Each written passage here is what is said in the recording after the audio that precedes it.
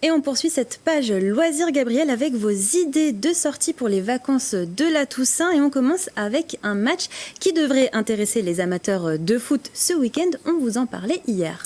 Oui, on commence avec un rendez-vous sportif, Mathilde. Le FC Versailles jouera à domicile au stade Montboron ce samedi 28 octobre à 14h30. Les Yvelinois affronteront le FC Fleury 91 pour un match de Coupe de France. Une bonne nouvelle pour les supporters qui, depuis la saison dernière, n'avaient assisté à aucun match national sur le stade versaillais. En raison, on l'a dit hier, Mathilde, des travaux d'éclairage, des places sont encore disponibles pour assister à la rencontre sur le site internet du club.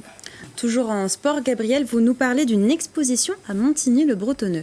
Histoire, sport et citoyenneté, voici la thématique de l'exposition qui retrace l'histoire du sport depuis les Jeux Olympiques d'Athènes en 1896 aux Jeux Olympiques et Paralympiques de Paris 2024. 3 lieux sont dédiés à l'exposition selon les périodes présentées dans les maisons de quartier Henri Matisse, André Malraux et Louis Jouvet. L'entrée est libre et l'exposition se tient jusqu'au 10 novembre. Une bonne manière de préparer les Jeux dont une partie de l'histoire s'écrira en 2024 sur le sol yvelinois.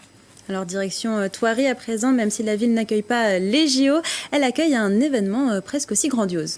Presque aussi grandiose, je ne sais pas, mais en tout cas les Lumières Sauvages reviennent à Thoiry dès le 29 octobre pour la 6e année consécutive. Cette année encore, les jardins se métamorphosent pour vous offrir un spectacle féerique. Nouveauté cette année, le labyrinthe sera illuminé. Vous pourrez également découvrir les 2700 illuminations au travers un parcours inédit de 2 km. Cette année, c'est l'Asie qui est mise à l'honneur. Vous y trouverez donc temple, Bouddha géant ou encore une représentation de la jungle asiatique.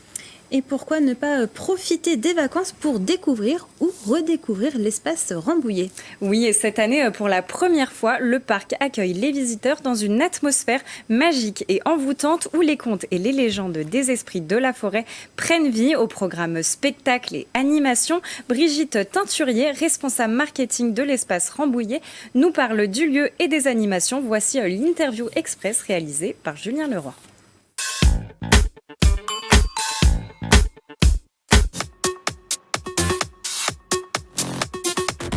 L'espace Rambouillet, c'est un parc forestier animalier qui est dédié à tout ce qui est présenter l'écosystème forestier et ses animaux pour sensibiliser le plus grand nombre à la biodiversité et sa préservation.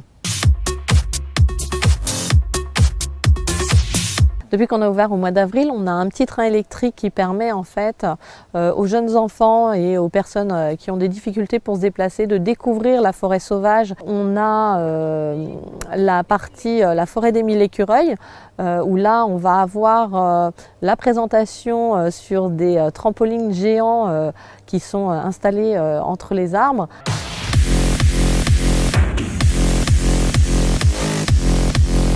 On met en place un événement avec des spectacles et des animations, donc du spectacle vivant, avec de la pyrotechnie.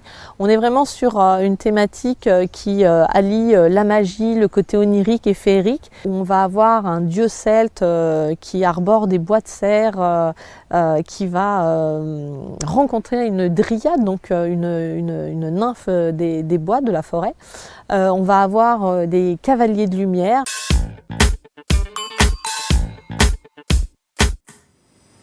Et à quelques jours d'Halloween, on termine, Gabriel, avec un rendez-vous qui va nous mettre dans l'ambiance. Oui, encore un peu de patience, Mathilde, avant le grand soir d'Halloween. Mais des animations ont lieu dès maintenant. Demain soir, à Guyancourt, une marche nocturne est organisée. Au programme déambulation, animation, bal folk et dégustation de la soupe des sorcières.